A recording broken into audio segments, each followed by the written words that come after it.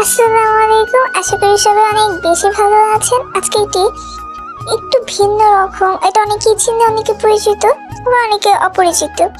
তো শীতের সময় এই জেলাপিনোটা খুবই বেশি পাওয়া যায়। তো এই জেলাপিনোটা একটি রেসিপি নিতে আসছি আপনাদের জন্য। প্রথমে আমি জেলাপিনোগুলো মাঝখানে দুই ভাগ করে তার ভিতরে যে সিডস গুলো আছে সব ফেলে দিচ্ছি। দেন আমি এখানে চিকেন কিমা আর বিফ কিমা দুটো মিক্স করে নিয়েছি। আপনারা চাইলে যে কোনো একটা কিমা নিতে পারেন।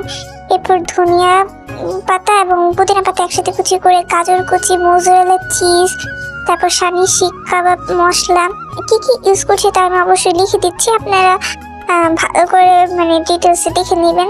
সাদা গোলমরিচ, কালো গোলমরিচ, ধনিয়া, জিরে গুঁড়ো, গরম মশলা, লেমন জুস, পেঁয়াজ, আদা রসুন বাটা, সয়া সস।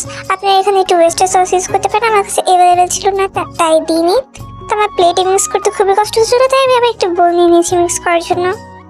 আপনি চাইলে কিমাটা কুক করে দিতে পারেন অথবা এইভাবে কাঁচা মিক্স দিতে পারেন।